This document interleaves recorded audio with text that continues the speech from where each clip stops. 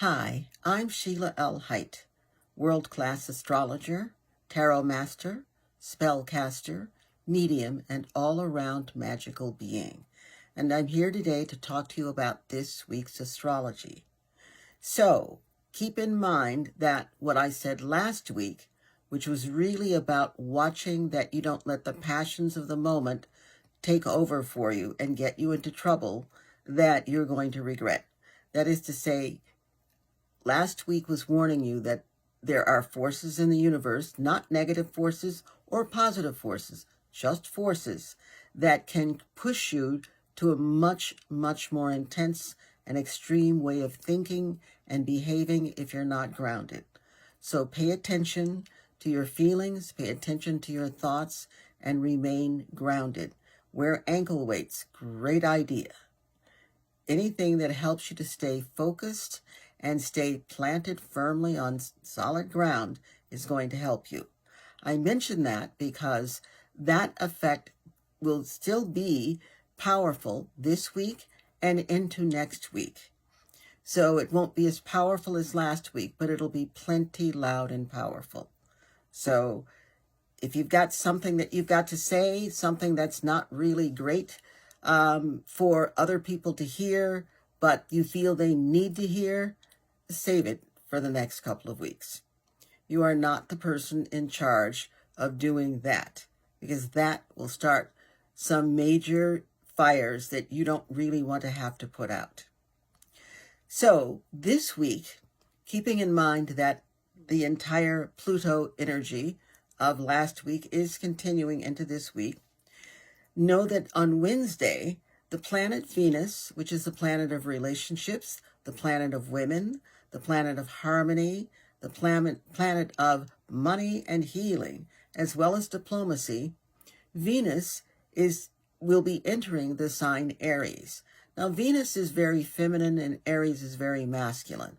So what that means is the things that Venus rules will want to move faster. We want to just get things done. We want to grab life and swing with it. We want to just go for it.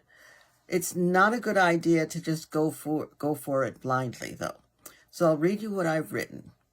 While Venus is in Aries, we are attracted to new, to shiny, and to thrilling. Everything new, everything shiny, everything thrilling. This is not a good idea anyway for your life. Every once in a while, good, have fun with it, but not during the time that Venus is in Aries, which will be about 4 to 6 weeks. So this especially refers to relationships. Please be careful with relationships. Be careful with your investments, with your money. And please, when you start thinking of daredevil activities, wow, let it go. Because daredevil is a very interesting term, and it literally means that you are pushing yourself to a limit that perhaps you'd benefit from just not doing. So when Venus is in Aries and you're attracted to new, shiny, and daredevil, and why not, just remember that you need to practice patience and you need to avoid regret. Now, how do you practice patience and avoid regret? You take 3 deep breaths. You align yourself with the energy that you really want before you make any big decision, before you make any small decision, and definitely before you enter any new relationship. This is not a great time to jump into a relationship and run off to the equivalent of Las Vegas and do something like commit to something that you are going to have to work your way out of in a very short time. And that's not just about running away and being romantic. It's also about signing any pieces of paper. It's about making any kind of financial commitments or money contracts. Really need to take care and wait. It's only 4 to 6 weeks. Wait. If you feel that way by the time that Venus goes into Taurus, the next sign, then take a good look at it. Maybe it's a good deal. So Thursday, we have the planet Uranus, the planet of unexpected, unpredictable, phenomenal change, phenomenal insight, phenomenal occurrences. We have Uranus making a sextile. And a sextile is an opportunity aspect. And it's a sextile to not a planet, but to a very important point in your chart, the North Node.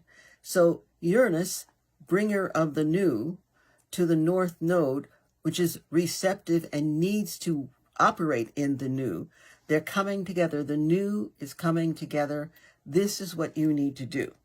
So the most valuable tool you can use now with Uranus sextile the North Node, because it's an opportunity aspect, so you will need tools.